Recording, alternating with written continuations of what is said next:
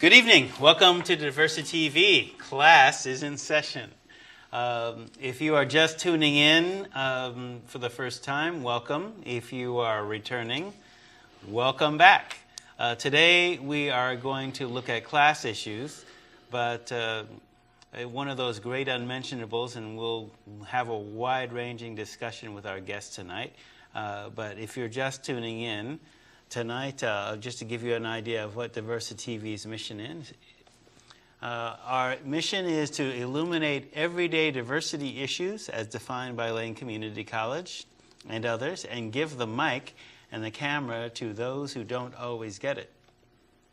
To that end, our schedule so far, this is our third season, roughly coinciding with LCC terms. We start out every term with a native perspective because we're on Turtle Island, and Anglo, African American, Latino, Longhouse update, Pan-Asian perspective, Eugene Black Pioneer. Last week we did the youth perspective from a gay, lesbian, bisexual, transgender, queer, questioning, two-spirit perspective. This week we're doing class, and next week we will look at spirituality and religion, and then begin again in the second week of April.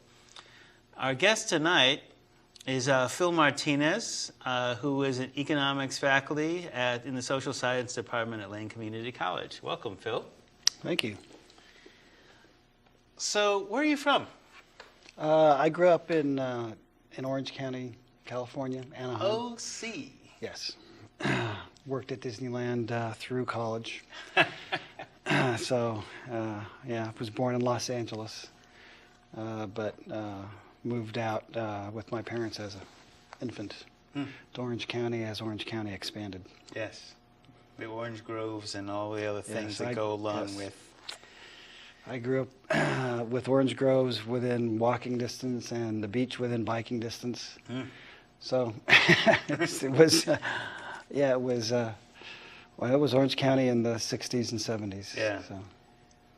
Disneyland gives us an interesting class perspective. We'll have to talk about that sometime tonight, if we don't run out of other things to talk about, which I doubt. So how long have you lived in the Eugene area? So I've been here, excuse me, about a little over 13 years, since December '94. Started teaching here at LCC in January of '95. Okay, okay. So let's see, so that's like 13 years, something. So let's get right into it. What is class from an economic perspective? Is it only an economic term?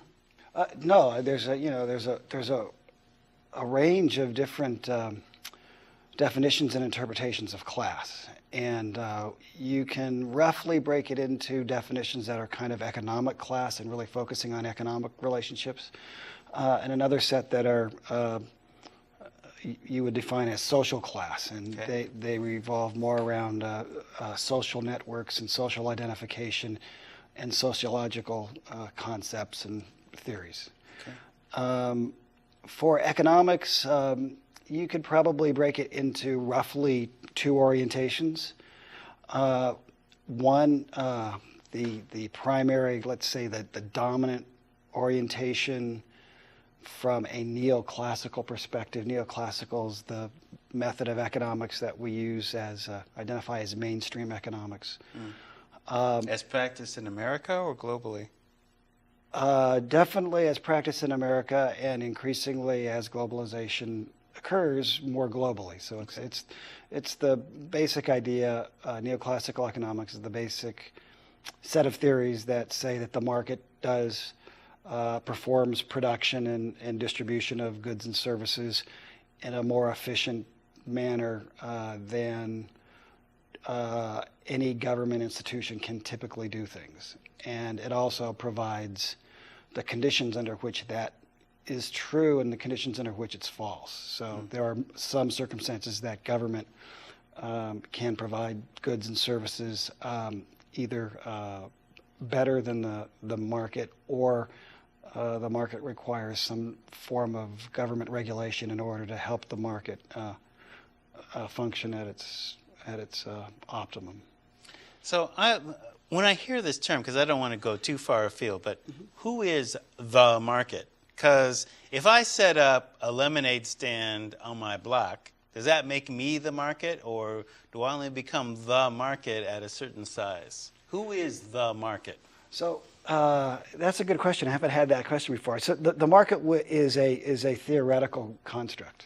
Okay. It's a theoretical idea of how a very simplified and well-defined transaction would occur under very specific circumstances. Okay. And so the circumstances are that both the producer and the consumer have relatively equal levels of power, which we'll be getting into with class discussion, so that one is not dominant and one is not subordinate.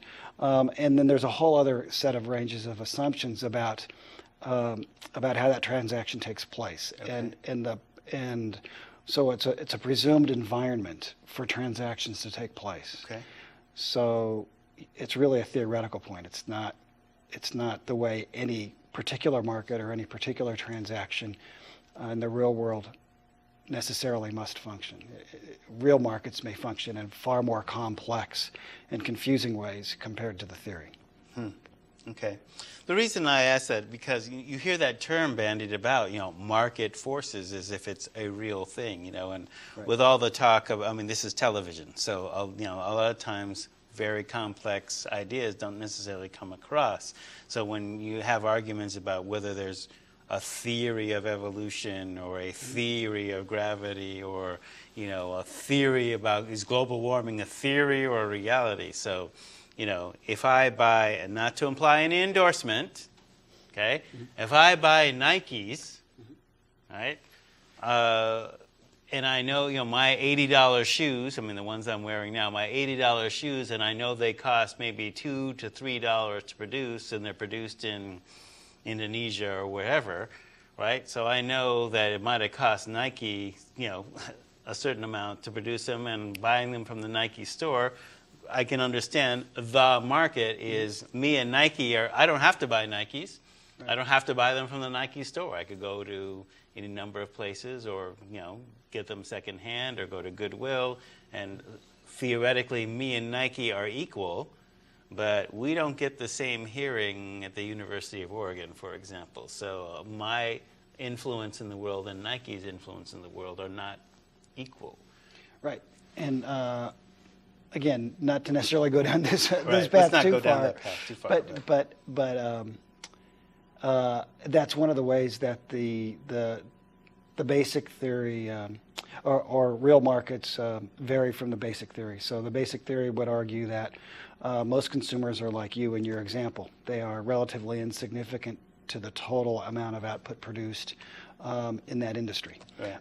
And we would assume the same thing would be true of producers. Okay. So that producers are on an equivalent level. They don't have a large enough market share to significantly influence the market. We make that assumption because it comes from Adam Smith, and in his day, when he was looking at how people grow cabbages and how they sold cabbages or even shoes in the 18th century, yes, it was much more of an accurate description. But even then, he was theorizing. But in today's market, Nike is not just an equal player amongst dozens or hundreds of other players. Nike is, in fact, a dominant player that can significantly influence the market. And so that's a variation from the standard set of assumptions that we use in neoclassical economics. Okay. So so that's in economics. So how does class operate socially then? Well, that's only one approach, and we haven't even defined it. Okay. Well, please put salt on its tail. Some more. So from a neoclassical perspective, class is relatively insignificant in the real world. Okay. A neoclassical perspective would argue that really what we identify as class is nothing more than a set of economic relationships or statistics, and that the people in those classes change and vary over time. And so typically the neoclassical approach is going to define classes as as different income levels. Usually we do it based upon income levels. Okay. So if we take the whole population and we divide it exactly into fifths, so that you have the poorest fifth, and you have the next fifth, you have the middle sector, so that's another fifth, so that's 60% of the population. Then you have another fifth that brings you up to 80%, and the top fifth. And then they compare income levels, jobs, education, various other characteristics of the population based upon those income criteria. The problem with that approach is that right away you've removed any sense of there being a class structure, because since you're dividing it as fifths, they're all equivalent numbers of people. Right, and they're not. And they're not. And so, for example, the bottom level, the bottom income level for the top fifth is relatively low. I don't know off the top of my head what it is, but it's probably in the range of around $65,000, no more than $80,000. Okay. And boom, that puts you in the top fifth of the income bracket. Okay. So it's relatively low for a single earner, Right. not for a family, for a single earner. Yeah. And so that puts you into that fifth bracket. But there's an enormous gap between, say, a professional, a real estate agent, a doctor, a lawyer who's earning above $80,000 a year, and Bill Gates and Warren Buffett and the billionaires, the multi-billionaires, the tens of billions of billions. Right, I mean, Bill Gates is worth far more than $50 billion, and he's earning I don't know, probably close to $100 million a year. And so that's an enormous gap. In fact, the gap within the top 20%, within the top fifth, from the wealthiest to the person who just barely gets into that, is enormously greater than that person and the poorest person in the country. Okay. Okay. I can see that. And so that structure, that's a structure we use statistically from a neoclassical perspective, and it provides us some comparisons, important comparisons, but it really obscures the issue of people's opportunity, and it obscures the issue of people's access and the issue of power. And so, from a neoclassical perspective, you can still use concepts from that area that are more important or more valuable, more useful than income. And the most important one would be wealth. Yes. And so, if you track how much people own as opposed to how much they earn, then you start to get some real insight, because what you own, the more you own, in terms of the net value of your assets, so your assets minus your liabilities, okay. All right. That translates into economic power much more rapidly. In other words, I can be a professional in that top 20%, and I can be earning lots of money compared to the rest of the society, but I may not accumulate very much. And since I can't accumulate very much, I may not expand my economic reach. I may not expand my social reach or even my political power, my political reach. But with wealth, if I own assets that are worth tens of millions or hundreds of millions of dollars, now one thing you see right away, what's the major difference between Bill Gates and I? You might talk about income or whatever, but the major difference is that he can probably get an appointment with the president, regardless of who it is, right, within 24 hours. Easily. Whereas I would never get an appointment with the president. Yes. Yes. And so the president will return Bill Gates' phone calls. That's right. On Bill Gates' time schedule. Right. and that would never happen to even somebody at the lower end of that top fifth bracket. So wealth is far more important because it translates into economic power, social power, and political power, whereas income doesn't necessarily. Of course, if you're earning several $1 million a year, then you're saving it, then income can generate wealth, but you can also inherit wealth. All right, and so you can get wealth through no direct work of your own. Right. And how this becomes an important issue, and we're going to broach an area here a little bit early.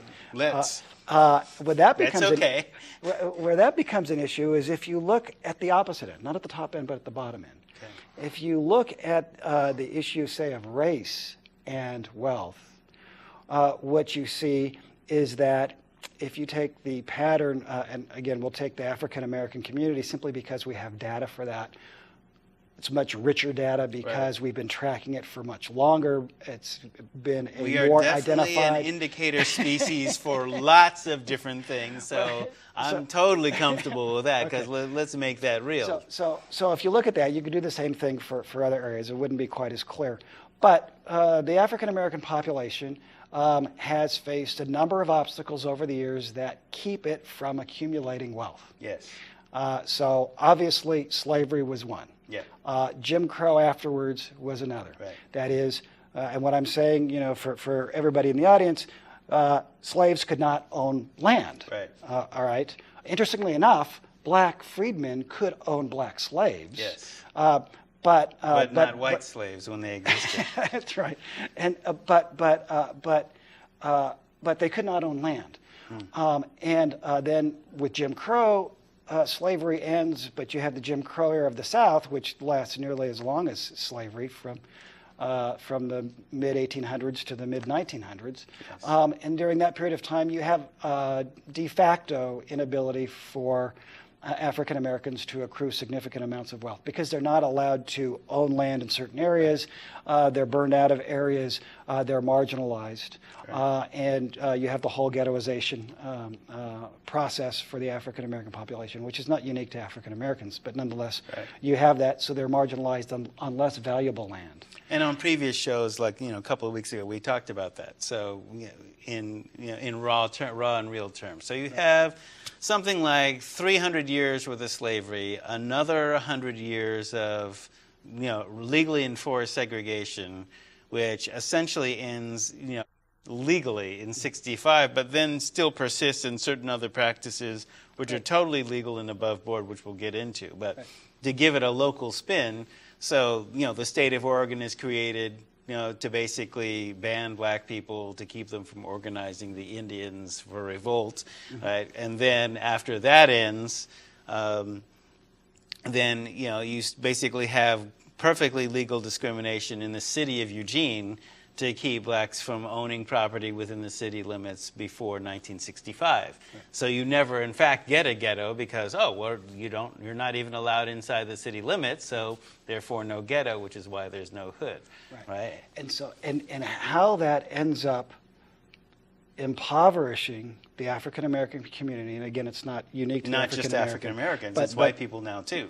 But the way that impoverishes them is that if the value of if fewer of them own land, real estate, and if the land they owned is less valuable in general, and if it's concentrated in a less valued area of the city or the community, then when they have to rely on liquidating that land in order to, say, retire on or live out their old age on, or they have less of it to fall back on, number one. Number two, after they live for so many years on that asset, anything they leave to their heirs is even smaller. So they leave less to the next generation. So the whole issue of wealth and the way especially land ownership as the major form of wealth in the United States, major not in terms of the total dollar value, because the total dollar value would be majorly investment in companies, in stocks. But in terms of access to the greatest number of people, home ownership is the number one source of wealth in the United States. And so their access to the number one source of wealth, home ownership, is diminished, and the value of it is diminished, and therefore they pass on less to the next generation. So the next generation, therefore, is disproportionately impoverished compared to the white population in general. And then, of course, you could throw in class, the white middle class population or the white wealthy population. And so even though the neoclassical approach kind of tries to skirt the issue of class, it provides enough analytical concepts and definitions, such as the comparison of income and wealth and the whole statistical approach that it uses, to provide us tools to actually get something of value out of that structure. All right, so that's one approach. That's the more or less conservative approach. That's the more or less the approach that says the market's going to take care of things, government doesn't need to intervene, and that class is not significant. it's more of a statistical anomaly, something we can measure, and but it doesn't really affect people's lives in enormous ways. But that's a view, from the point of view of DiversiTV and why this even becomes an issue and an episode, is that, all right, that view says, oh, systemic discrimination doesn't exist. That it's, Individual. Yeah, it's individual, right? Well, Right. well, wait a minute. No, you made it illegal for me to own wealth. That's an anomaly? No.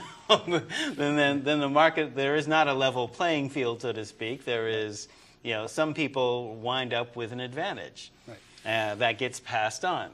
Yes. Right. So are there other forms of wealth within that particular system, like information? Because, for example, all right, so I'm a homeowner, so great. There are people, I have a friend, that works here in another bargaining unit that owns several pieces of property as investment. So his paper worth is more than mine, right? Even though his income is less than mine, right? So,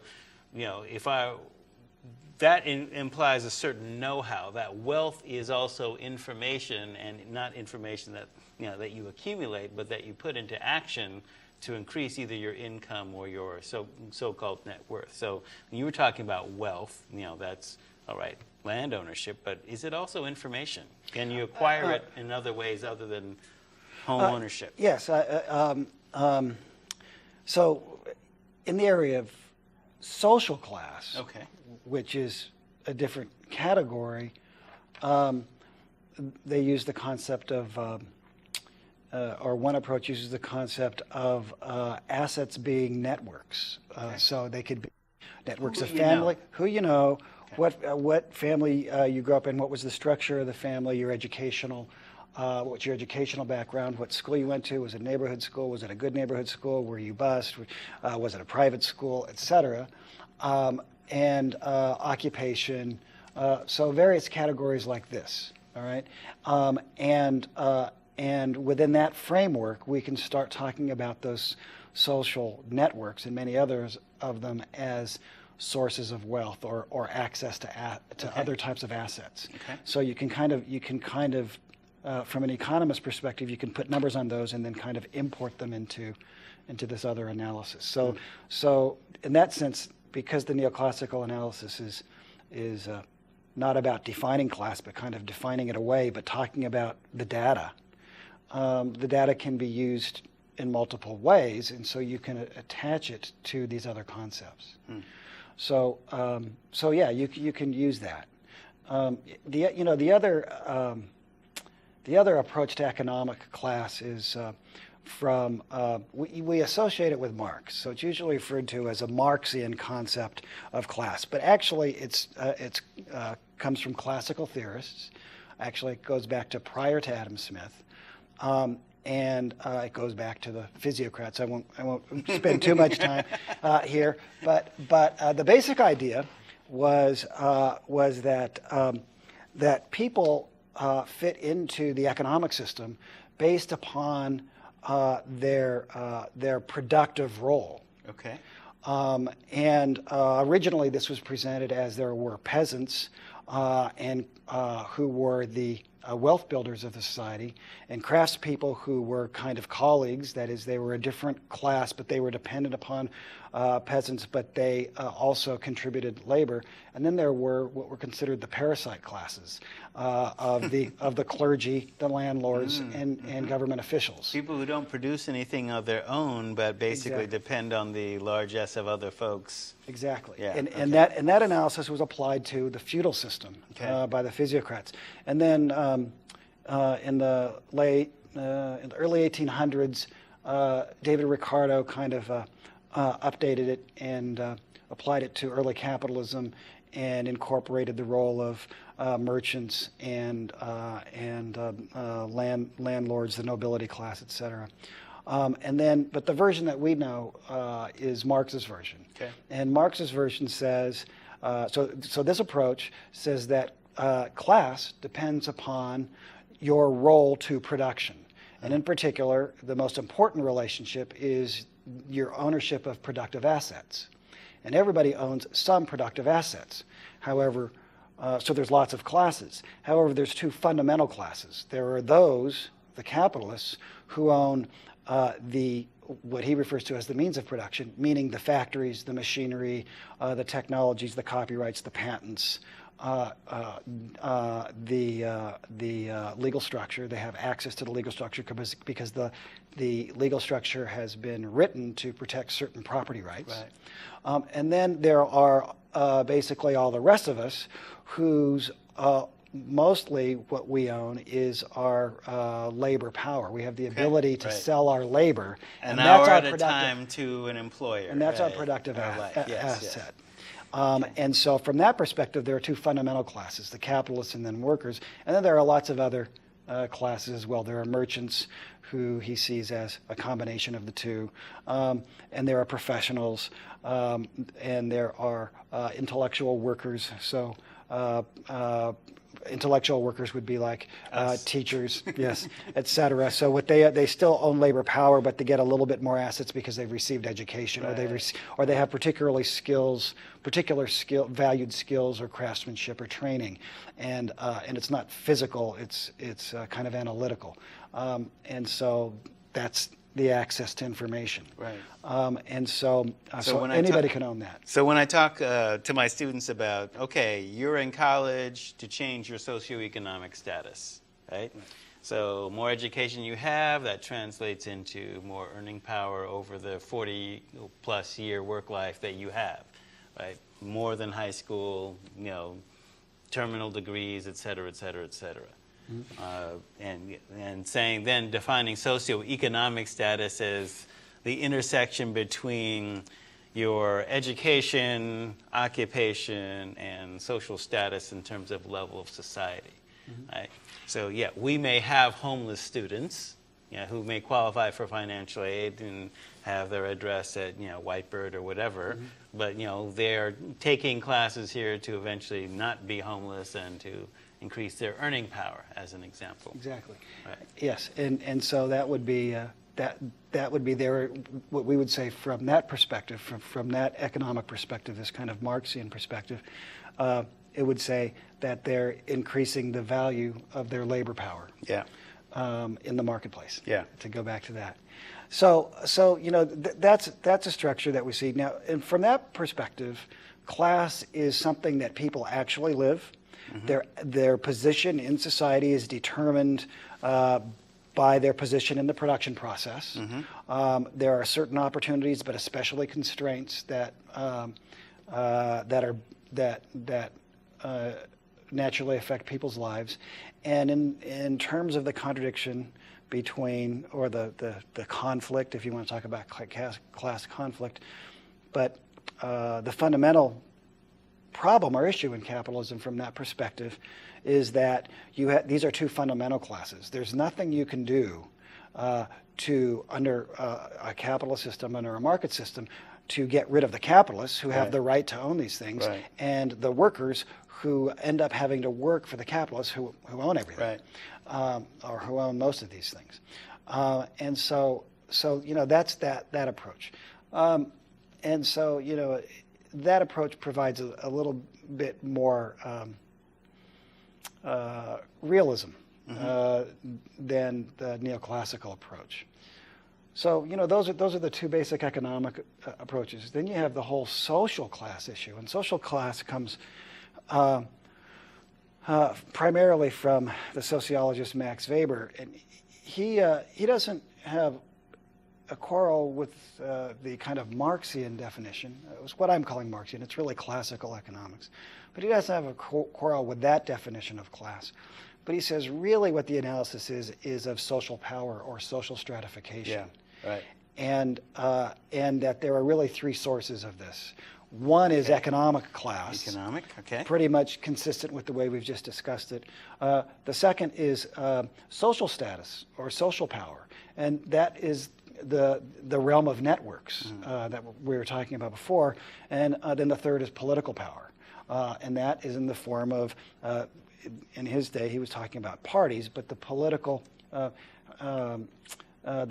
relationships and influence of those relationships and organizations that they can implement. And so that in some ways is a more robust, more complete analysis than the economic ones.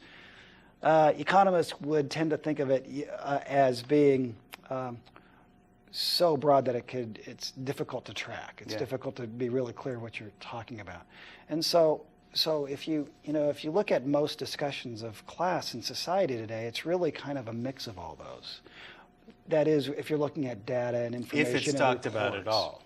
Well, and that's the other issue, is that there's a fourth category in some ways. And the fourth category is, what is it that we really do? All right, and I've given you this academic, intellectual, theoretical approach, and how what is it that this we really operate do? in the real world? And so, what happens in the real world is that it's far more confused than that, especially in the United States.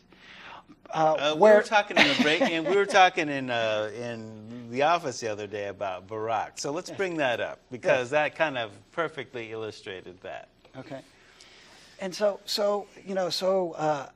one of the issues, one of the tensions between these three theoretical positions is which one's more important. Yes. And when you bring race and gender into it, then it becomes even more complex, right. And then you generate debates about what's the more fundamental contradiction. Right. Well, because for example, all right, so Disneyland figured prominently in my childhood too. All right. So you walk down Main Street in Disneyland, all right, and you see basically late 19th century Main Street, in which in many cases I would not be allowed to walk on the sidewalk because of my great suntan, right? But in that vision of America, right, any boy, and it was always a boy, any boy could grow up to become president. Right. We were told that dominant mythology, right? Yes. Even though we knew that was a lie while we were saying the pledges of allegiance and singing the Star-Spangled Banner, et cetera, et cetera. We knew that was not possible because, they made a big deal of Kennedy being president and, being Catholic. So now we have Barack, right, and Hillary, as front runners, and John McCain, et cetera, and now we've got all these interesting elements of race, gender, social class, because no, not Sharpton, no, not Jesse Jackson, no, not Shirley Chisholm or Lenora Fulani or Ralph Nader, yada, yada, right? Okay. So how does all that play into that? I'm just prefacing that whole discussion, right? Well, yes, and so what happens in the real world is that, as people and in our society, we have a tendency to overlook class. And I don't mean that we overlook its importance. Its importance is really there. We don't acknowledge it. Yes. Right. It's taboo to acknowledge it. Yes, and so, but the way that works in is that it's interesting, and this is my commentary. This is not, this doesn't come from anybody else, any other economist. But you have this strange situation now with Barack Obama, where when he was, back 4 or 5 months ago, there were all these reports about the African American community supporting Clinton because Barack Obama was not a true African American, because as the child of an immigrant who had been raised by a white mother predominantly, not in the hood. Not only not in the hood, not only not in an African American community, but not even on the mainland, in Hawaii, and partially in Indonesia, and had, as he's pointed out, connections to white Kansas. So there was this issue about him not being, in some sense, genuinely African American, or not experiencing or representing the mainstream African American experience of being the descendants of slaves. Right.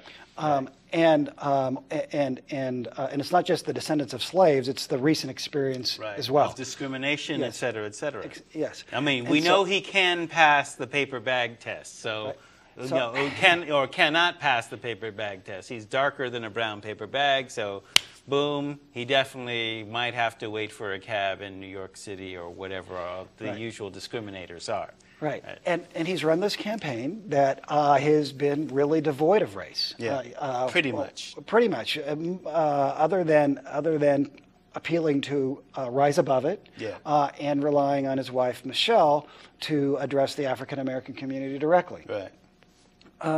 And so what accounts Which for is that? cool, because then within mainstream black terms, basically, okay, you married a sister, yada yada yada. Right. And he did represent an African American community in Chicago, et cetera. But so what accounts for this? Well, so from white. So that was the African American perspective. Yeah. What was the white European perspective?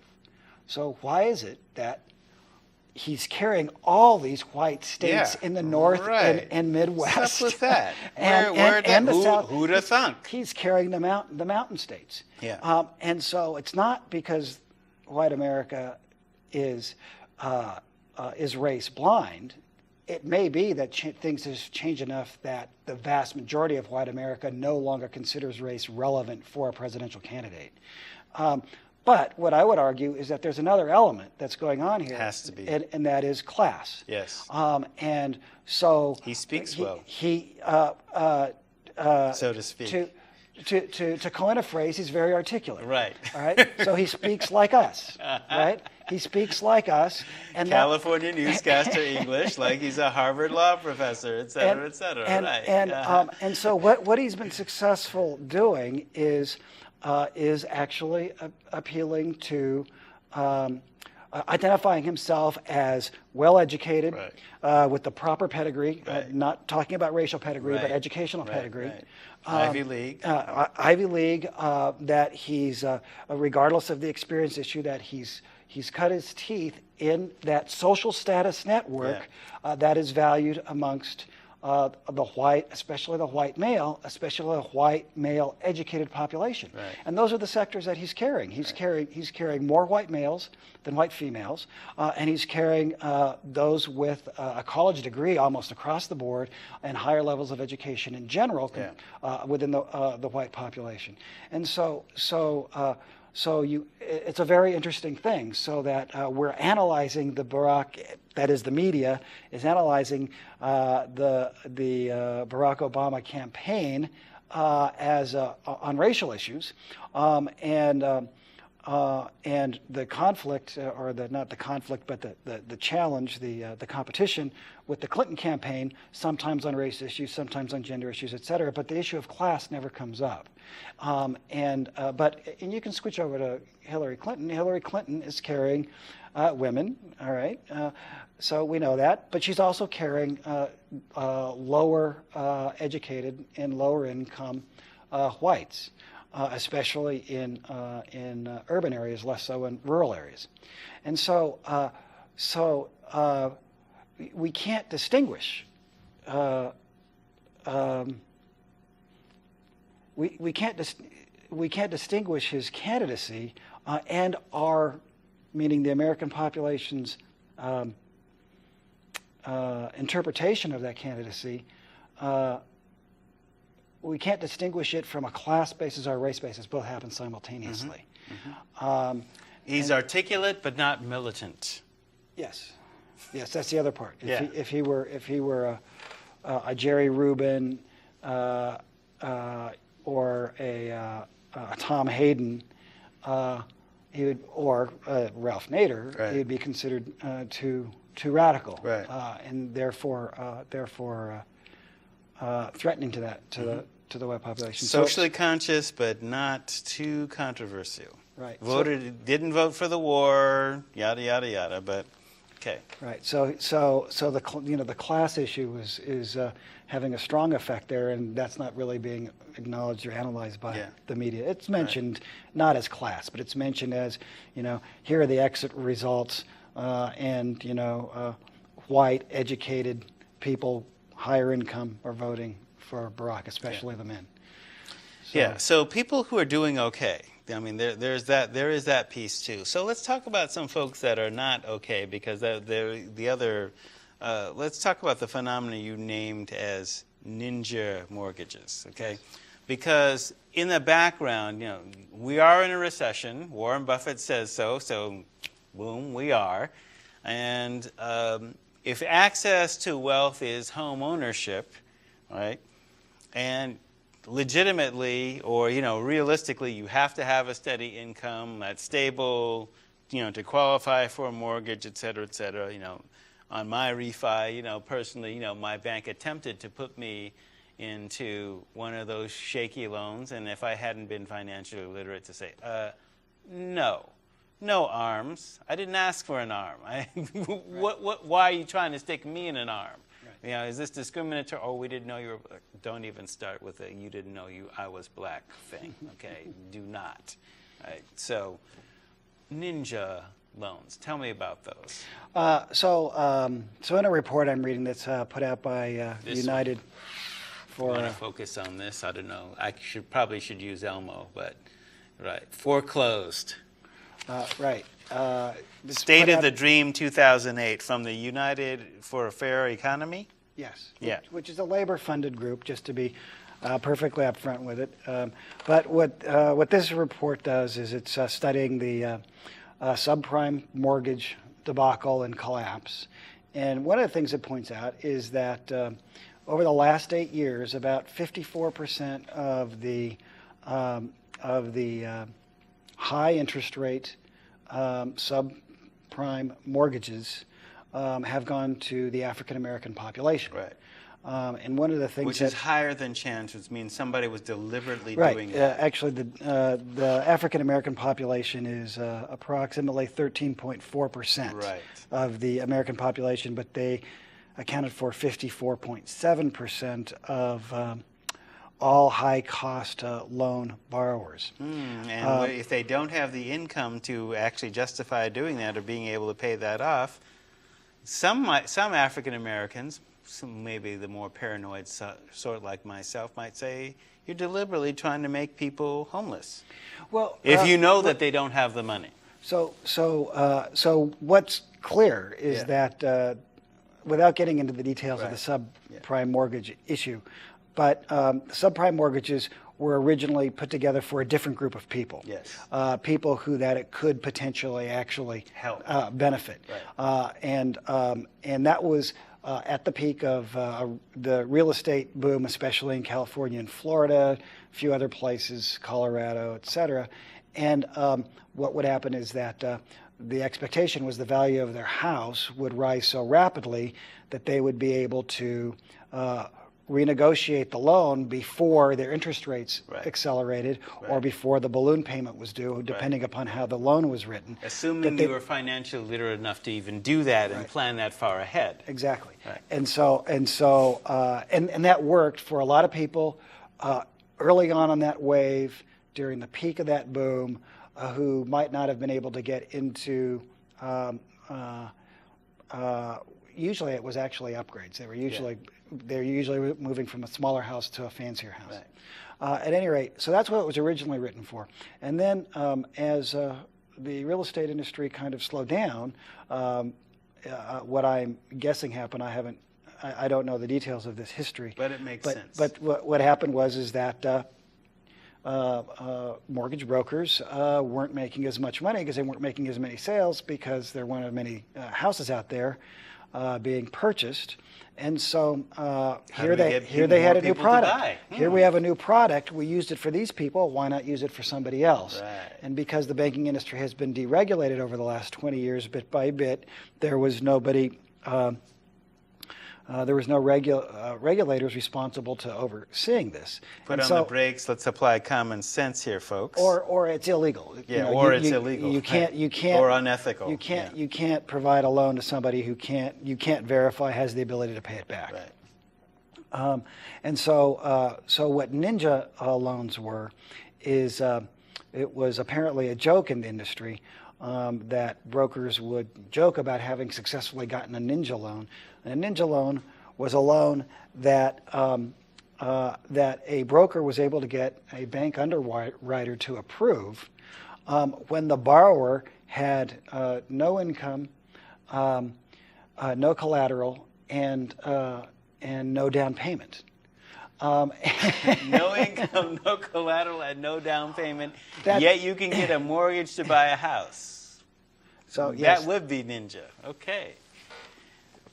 So the point being is that poor people who did not have the financial wherewithal to actually qualify for loans were in fact targeted. That's what it appears to be. And 54% of those being black people. Yes, right. Which is still disproportionate for the the people who are in that income level. Yeah. So and to get back to the issue of wealth we were talking about before. So what does this mean? Well, one issue is people are going to African American people are going to have high rates of foreclosures. Yes. So they're not going to have money to pass on. It's going to damage their credit rating, make it more difficult in the future.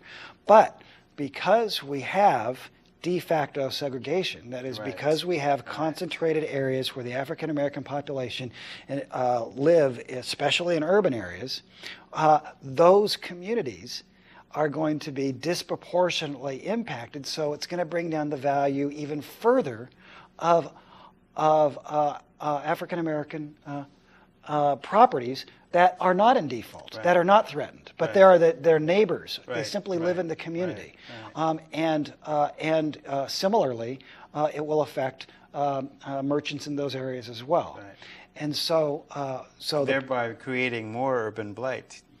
Yes. Yes. So to speak, potentially. Exactly. Right. Exactly. Yeah. And so that's exactly kind of what's happening there. And so it continues. The issue of wealth continues to influence the African American all communities, generation by generation. But in this particular sense, this is an example of it negatively affecting the community.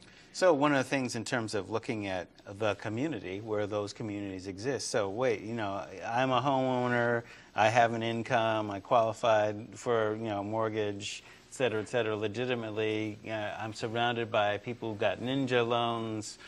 Boom, they're gone. My property value goes down. The businesses around me, start getting into trouble because there's no economic base to support them. It calls to mind then what happened in my old neighborhood in San Francisco, gentrification in the Haight. What happened also in other communities like, say, Annapolis, where the harbor front, basically the black community used to be in the harbor in Annapolis, Maryland, right? And then all of a sudden that property began to be valued, and then they selectively began to be moved out into enclaves that essentially were public housing, ghettoized, et cetera, and then the harbor property became more valuable. So if you want to see this as a long-term chess move in terms of, okay, destroying a community, then raising the property, and then rebuilding and gentrifying to create new enclaves to, then fuel real estate exploitation or real estate speculation. I mean, that's a perfect setup for that because... Right. And so yes, that happens exactly that way. An interesting thing is to kind of use that example and to go back to the issue of social networks. Yes. And access to, and how those networks provide assets. So, for example, let's compare two situations. I'm taking this one from a sociologist, actually, and I'm forgetting his name. But a white sociologist, Ivy League educated, who is the child of white 60s era radical students who intentionally moved into an African American community in New York as a way of being connected to the community and having that life and being integrated and being they were political activists. They wanted to help to organize the African American community as also to desegregate in a kind of a reverse pattern. Right. And so he grew up in this community, and actually, he wrote his dissertation on this. He grew up in this community, and he discovered, the following. He was typical experience of, a minority in this case. Sometimes accepted, sometimes not, had his group of friends and had those groups that he had to avoid, etc. But what happened is when he got to high school, his parents were, I believe, both educators. I think they were both teachers in the public school system. But when he got to high school, they started realizing that this was going to affect his future. Right. Their decision was going to affect his future. Right. And so what they did is they decided to enroll him in a school in Long Island where they had family connections. Right. And he moved out and he got through. So when he's writing his dissertation about social issues and sociology about class, he's saying, what was it that got me out of the ghetto and it didn't get my friends out of the ghetto? Well, clearly what it was this social connection. Right. And so he points out, so what's the network there? Actually what it is my whiteness and my family background itself is an asset via a network. Right. Because even if my black neighbors and friends and schoolmates had friends in Long Island, they couldn't have moved in with them and gone to the high school there because everybody would have known that they didn't come from that neighborhood because of the racial difference. They were black living in a white neighborhood. And so it wouldn't have worked. Yeah. All right. So that's an So there's a social mobility issue there connected to race and intricately. So that was, of course, one of the questions about how does it operate with other discriminators. Exactly. Yeah, it's very much intertwined. Yes, and let's look at the opposite flow. The flow you were just talking about in terms of gentrification. Mm-hmm. So typically, what happens with gentrification is that the particular neighborhoods that end up being gentrified are not necessarily consciously targeted by developers until it becomes kind of apparent and obvious as the next step. Right. So what is the original indicator? Well, the original indicator is that there are poor white folks, usually students, teachers, low-level professionals who are not racist and feel fine about living in the area and realize their money will stretch farther. Mm-hmm. And they feel comfortable in the community. So they move in to the poor community. It could be African American, it could be Chicano, it doesn't matter what it is, but they're going to move into the poor community. But because of their education and their social context, and they will often typically have a job outside of the community, so they'll be bringing money into the community, but at the same time, their livelihood doesn't depend upon their community either. Exactly. And so what happens is they move in, and as a few of them move in, then you start to create a little network, and I don't want enclave's too strong a term, but the area becomes identified as being hip, cool, safe for white folks to go into. Not that the rest of the African community is not safe, but from the white perspective, it is considered to be more safe. A little diversity, but not too much. Right. Yeah. And so what happens is that they're able to enter into that community. Take advantage is the wrong word, because they're fully community participants. They're not there to try to make money. But the point is that they gain access to it by the social networks that they have, and they're able to construct. And then as it becomes gentrified, they have the opportunity to move out, cash out, or remain. And many times their neighbors don't. Right. And to once give again, this a local spin, this is like you start out in Whitaker, okay, and eventually you're able to move to the South Hills or West Eugene or wherever, Whitaker, West Eugene, South Hills, Fairmont. I don't know if that's actually a stretch, but just to give that a local spin. Because, and that was my social move, too, renter in Whitaker, owner in West Eugene, I don't know about moving to the South Hills, but, that's essentially it. Whitaker is diverse, not too diverse, but, it's vibrant, right? And so when you start looking at then what happens, using Eugene as a microcosm of the rest of Oregon and the rest of the country, then you still have that same phenomenon. So, final thoughts. Final thoughts. We should think about and talk about class issues more frequently. We have a tendency to deny that class exists in the United States. The majority of the population, of the American population, when they're asked what class they belong in, to identify their class, the vast majority, a huge majority, upwards of 80%, 90%, will say that they are in the middle class. Well, that's the Lake Wobegon syndrome, right? Where everybody's above average. 90% of the population can't be in the middle class. And that's just one way of us denying it. We deny it both ways. People who are poor deny that they come from a working class or a poorer background, and people who are wealthy deny that they come from a wealthy background. And so it might all be about trying to make things equal. There might be good motivation, so it may come from good motivation, but what it ends up doing is it ends up obscuring, the world we live in. Real differences, exactly. So I want to thank you for coming. Thanks for having me. It was a lot of fun. If you like what you've seen, feel free to email us at liveclass@lanecc.edu for feedback on this show, past shows, or what you'd like to see in future shows. We'll be back here in a week with our last show of the season. This has been DiversiTV. I'm Mark Harris. Go well, stay well.